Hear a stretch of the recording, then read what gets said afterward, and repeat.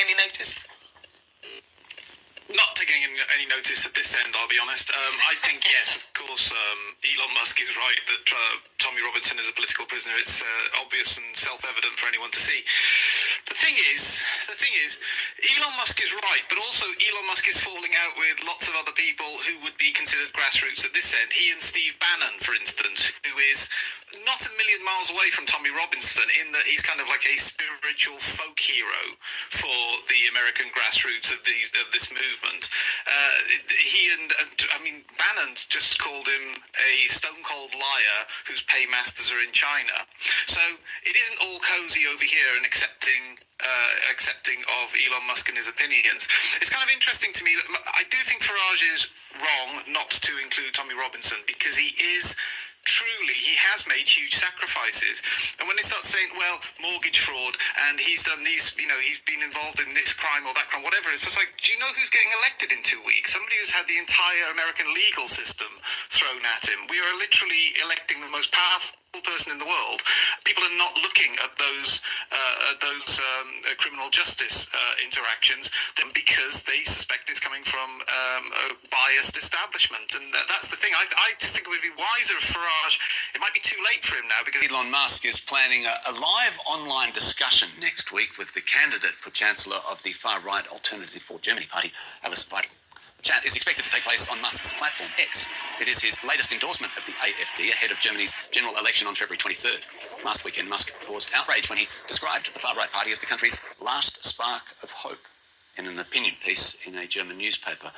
Jonathan Katz, then Senior Director of the Anti-Corruption, Democracy and Security Project at the Brookings Institute. Good to have you with us.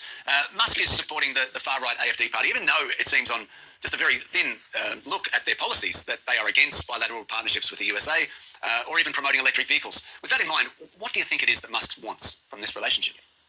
Yeah, Mr. Musk is not shy about endorsing or getting into the mix of the political fray, particularly in U.S. allied countries like the UK and Germany. We've seen him try to play a role in Brazil and elsewhere globally, and he, has reportedly engaged with autocrats as well, like Mr. Putin and others. So this is not a surprise that he's engaged.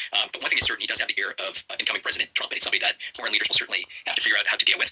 But his interests in sort of far-right political parties in Europe and globally is quite disconcerting. But it's pretty much par for the course from what role he took in the Trump re-election campaign that just passed as well. So I think Germany's getting a little bit of a dose of what the United States just went through, but other countries as well, including partners and allies.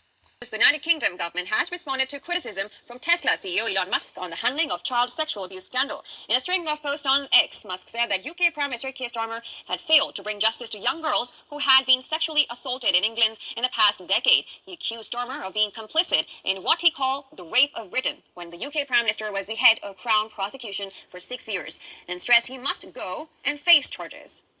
Reacting to the post now, UK Health Secretary Wes Streeting has called the criticisms made by Musk misjudged and certainly misinformed, adding, however, that the government was willing to work with the tech billionaire. Now, Streeting underscored that Musk has a big role to play with a social media platform in helping UK and other countries to tackle serious issues. The issue resurfaced when the UK's Home Office Minister, Jess Phillips, rejected a call for a government inquiry into decades-long child sexual exploitation in Oldham region. The abuse of girls in Oldham, as well as Rochdale and Rotherham, has long stirred controversies. A series of court cases eventually led to the convictions of dozens of men, mostly of South Asian Muslim origin. Musk has asked King Charles to dissolve Parliament and call for re-election amid the scandal. Out of it, but then he sort of was forced to go through with it. And we talked about what his motivations might be. I don't think either of us, or certainly I could never have anticipated that he would use it to basically become one of the big power players in British politics. That's obviously not his only aim, but it is something that he's done. It's extraordinary, isn't it? And the range of chaos going forward seems as unpredictable as that going backwards. I don't think any of us would have guessed that he would be widely credited with winning Trump the election. I don't think any of us would have anticipated that he'd throw this spanner in the works with this, as the last caller mentioned, this prospective donation to the Reform Party, and the fact that still today he's espousing the idea, which is beyond fringe in UK politics, of releasing Tommy Robinson and treating Tommy Robinson as a political prisoner.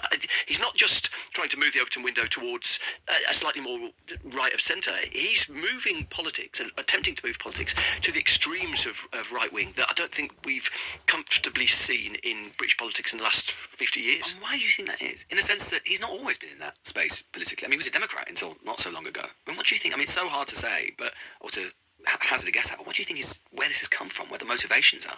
It's really hard to get into the mind of this guy because this is someone who not only is the wealthiest man in the world, and the Tesla stocks have been going up dizzyingly in the last 6 weeks. His wealth is going up and up. So not only is he extraordinarily wealthy, but he seems intent on putting himself right in the centre of a lot of chaotic discussions. At the moment, the whole of X is awash with this idea that he's living out a life as an alter ego, and he's doing live broadcasts, or this alter ego is doing live broadcasts every night. There's just a degree of chaos that's so hard to then rationalise, to try and work out what his motivations are, because He makes Trump look quite like a rational actor. I mean, Trump is stable by comparison almost to Musk. It's got to that point. Very similar to Trump in a lot of ways, in the sense that you remember during Trump's administration, he was in the news every day, and he loved being in the news. I think Musk loves being in the consciousness in that same way. And we're all plugged into his brain. I mean, if anyone who's still on Twitter, as I sort of kind of have to be, just about, although I don't use it as much as I did, but it's like now it's got to the point, I mean, it's totally different to when you were there, but now, because, anyone who's on it will recognise this, you go on the For You section, which is the default, and it's basically just his tweets. And it's like being plugged into his brain. It's like nothing we've ever seen before. Yeah, and it raises a really big question, because I guess, the thought of him giving £100 million to a political party here, I guess it's quite overt influence. But even if you were to say, well, other countries don't allow foreign body to gift money, maybe we prohibit that, but still, he's the biggest account on X, and his tweets he's right to express his opinion. And the fact that 10% of his tweets right now are about the UK is not something that I think would even fall within regulatory control. It's not something that you could very easily say, well, that seems like it's subverting the discourse in our country. He's right. The retired U.S. Army general pins a jarring label on President Trump's close ally, declaring in a New York Times opinion piece that, quote, Elon Musk is a national security risk. Lieutenant General Russell Honore writes, quote, Mr. Musk's relationship with China's leaders could prove a problem for America's national security. The question now is whether the incoming Trump administration will take this risk seriously, end quote. So let's get straight to the source tonight with the author himself. Lieutenant General Honore joins us now. Thank you for coming on. So, look, when you speak, people sit up, they listen. Your words hold sway. So when you look at Musk's business ventures and see all the financial roads leading back to China, or many of them, I should say, why are you so concerned Musk's relationship with China could risk U.S. national security? Well, thank you for having me on as we pay tribute to President Carter, a farm boy like myself who spent his entire adult life in public service. And I'm here tonight as a retired public servant, still interested in the security of our country. And in this case, 80% of U.S. rockets that are launched now are launched by Mr. Musk's company, SpaceX. At the same time, Mr. Musk has close ties with the Chinese government. They loaned him $1.4 billion to build a Tesla plant. And in the Chinese law, they have a rule that anybody doing business in China is required to provide intelligence to the Chinese government, which is led by the Chinese Communist Party. That has some big concerns. And that should be a concern to our government. And I'm surprised the U.S. government that's in office now hasn't done something sooner to publicly investigate this, or the Congress or the Senate. And I'm much disappointed that has not happened. So Musk and Trump's transition team have not responded to CNN's request for a comment. We should note that Musk has a security clearance now, and there's no federal agency that has accused Musk of improperly sharing intelligence. And Musk himself has implied he paid off a reported $1.4 billion loan that you had mentioned from several Chinese government-controlled banks for Tesla back in 2021. So why do you think that's still a factor in how the Chinese government officials might leverage those financial ties? Well, I'm not the only one. There's some pretty significant people that's in the government about to go into President-elect Trump's government. Victor Ramaswamy and Senator Marco Rubio has raised this question as early as May, that this is a serious concern, Musk's ties to the Chinese Communist Party and doing business there in his relationship. As well as in recent weeks, Steve Bannon, a very loud-spoken and influential person in the Make America Great Again movement, has spoken to his concerns about Musk's relationship to the Chinese. Musk also has a relationship, he's quoted as communicating with President Putin in Russia. When we have government officials do that, those calls are recorded and synchronized with the Department of State and the National. He's a private citizen who also owns a social media network that can influence what senators get elected next. So he has a lot of power, but not political position. So there are people, I'm not the only one, and there are people of greater stature than I that's in the government that should be thinking about this, as well as great news media organizations like CNN has reported Musk's relationship with the president of China when he was recently elected and congratulating him. So he has a very strong relationship with two of our adversaries or competitors, and is in living in. Let me just ask you that Chinese law. It is true. There's this Chinese law that requires people who do business there to work with intelligence agencies in China if they ask. So is your concern more about what China might do than Musk? Well, it's also we have laws on transferring technologies to foreign countries. And much of the battery technology, much of it has been developed here, but being produced in China. There's also rules around passing U.S. technology related to SpaceX. And there's no control now, and this goes unchecked. U.S. Air Force and the Department of Defense expressed concern in investigating this, but this should have been done months ago. And now we're about to go into a government where Musk has a very influential position next to President-elect Trump. And that should be a concern of all. Musk and Trump, you've got two two malignant narcissists who are feeding off each other, one delighted to be in the presence of the richest man in the world who's sucking up to him, and the other delighted to be in the presence of the most powerful man in the world sucking up to him, and we'll see how long this dance lasts. Many of those involved in the Capitol riots, which marks its 4th anniversary tomorrow, will be waiting for January the 20th when President-elect Trump returns to the White House.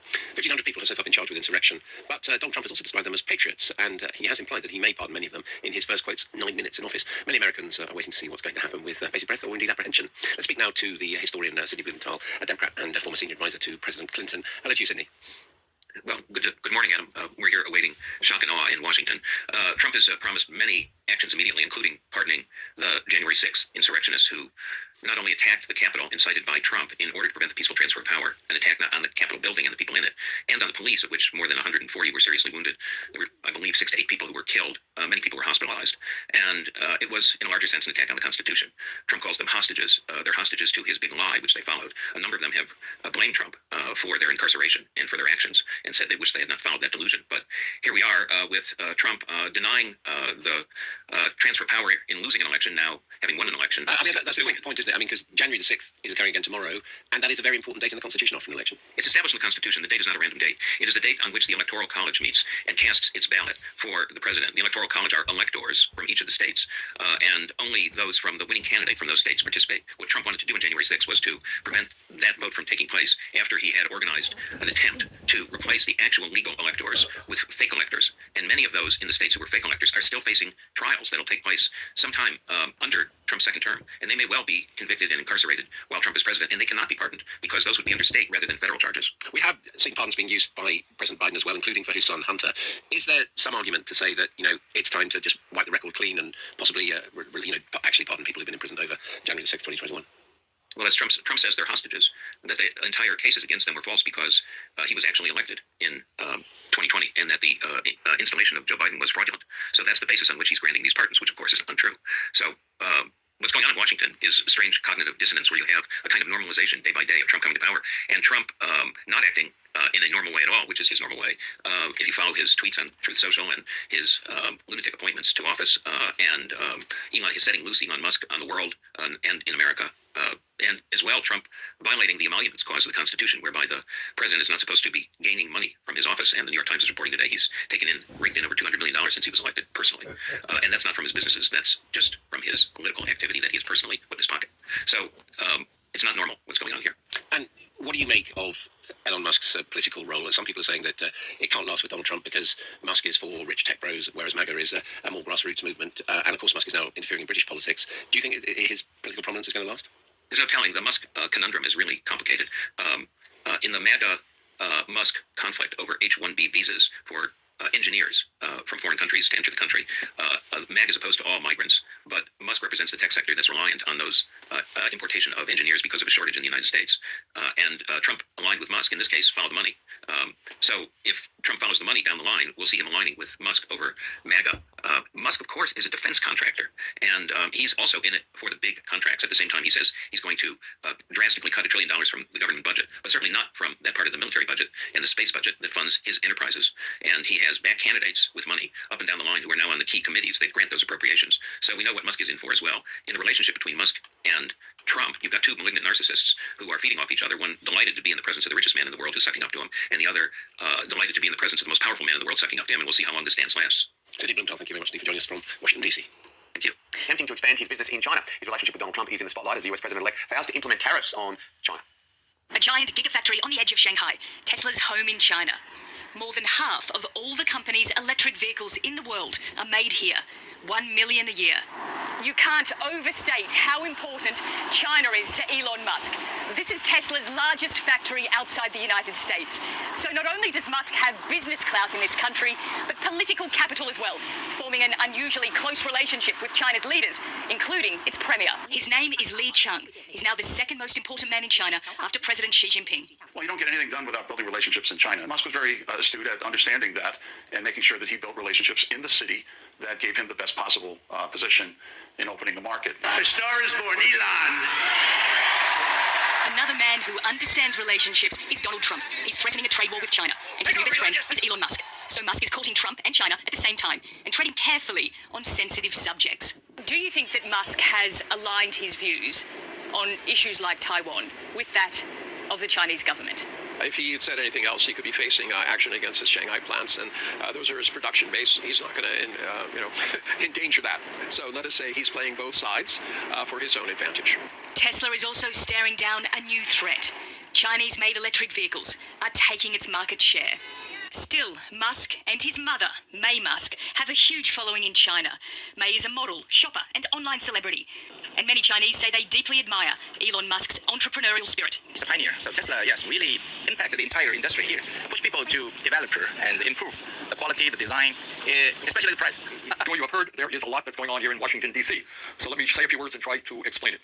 Bottom line, after all is said and done, is that after months of negotiations, Senate Democrats and House Republicans reached an agreement called a continuing resolution, which would continue to fund the government for 3 months.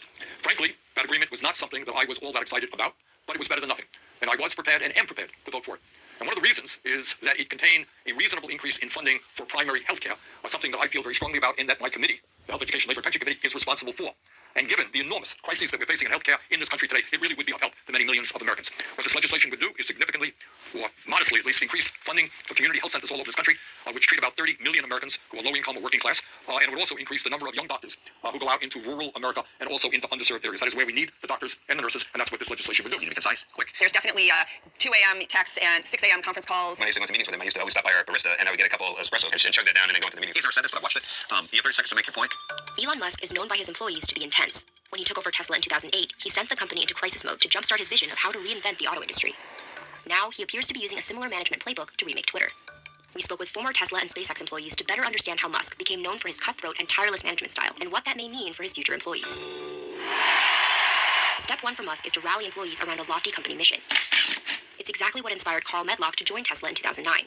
We were all so excited about the brand. I mean, we're all working 80, 100 hours a week. We kind of lost track of our families, our passions, our hobbies, and all that stuff, but we loved what we were doing. I never once had Elon or saw Elon do a rah-rah meeting like that. Medlock now runs his own electric vehicle repair shop in Seattle. He said he was terminated from Tesla in 2013 over a misunderstanding with his direct manager. Garrett Reisman was similarly inspired by the mission of SpaceX and joined in 2011. It's a very demanding environment. But by and large, it's not because of him cracking the whip. Making human life multiplanetary, getting to Mars, having a colony on Mars, is something that motivates pretty much everybody there at SpaceX. Reisman left SpaceX in 2018 to teach astronautical engineering at the University of Southern California. He said that after 7 years at SpaceX, he wanted to work somewhere less intense. Yet at Twitter, the mission isn't exactly saving the world. They are talking about protecting free speech, which of course is important, but it is not as dramatic as trying to go to Mars. Tim Higgins is a tech and automotive reporter for the Wall Street Journal and author of Power Play, a book that traces the rise of Tesla and Elon Musk. Well, the challenge that Elon is going to have at Twitter is, what are the stakes? Neither Elon Musk nor Twitter responded to requests for comment. The company's mission is what Musk hopes will drive people to be hardcore, a term he uses to describe working long hours at high intensity. You just have to put in, 80, 100-hour weeks every week. I would see people at 2 o'clock in the morning because we finished up an event and we were all still energized because we're having such a good time. And Musk has used this idea of hardcore to rally his team over the years as they approach hard challenges. For example, in 2012, when Tesla was preparing to ramp up production of the Model S luxury sedan, Musk sent his team an email with the subject line ultra hardcore, telling them to prepare for a level of intensity that most of them had never experienced before. About 3 weeks after taking over at Twitter, Musk sent a similar email, but hundreds of employees opted to leave the company rather than sign up for Musk's vision of Twitter 2.0. The challenge here is Elon has inherited a huge workforce, and he has to convince them to be on Team Elon. And we're seeing him try to go through those ranks of people to find the talent that he's going to need to pivot the company to a private Twitter, and it's messy. Musk himself, Bro, Elon Musk is now threatening to sue media outlets over how they are reporting on the explosion of the Tesla Cybertruck in the Trump casino and hotel driveway. Is it acceptable for somebody with Elon Musk that she is pure evil? Is it acceptable for somebody with Elon Musk's platform to say those kinds of things? I tell you what, those on the left have thrown these sort of jibes at the right for many, many decades and will go on doing so. But I'm asking you about the specific thing. Is that acceptable? If it turns out, I'm going to caveat this, if it turns out that Keir Starmer, as Director of Public Prosecutions, did, in effect, not prosecute a case for fear of what it would do to community relations, for fear that it would provoke the charge of racism, well, if that's the case, then he is open to be criticised, and we all criticise in our own way. Doesn't mean that I would, and by the way, the fact that Musk supports me and supports reform doesn't mean, as two grown-ups, we have to agree with everything the other says. But the evidence actually from Keir Starmer's time at the Crown Prosecution Service was actually he put in place specialist prosecutors to deal with this kinds of problem. He did prosecute many cases like this. Now, as we've discussed, nobody would deny that many vulnerable girls were appallingly let down by people across the piece. But my question to you again is, I think, as a senior politician, as somebody who wants to... I don't think let down is an acceptable way of putting this. I mean, it's all a little bit of a pity. No, what happened was absolutely, truly, be awful in a way that we ought to be actually ashamed of. Ashamed of, in every way. But the question here that I'm asking you is not about what happened in the grooming scandal. As you rightly say, everybody will agree that it was appalling. The truth about that came out over a period of many years. But is it... Drip feed, drip feed, drip feed. No big, full national public inquiry. Jess Phillips has denied that. The Conservative administration before equally denied that. The question that... And by the way, our American friends, and Musk is one of them. look at what's happened with utter disbelief.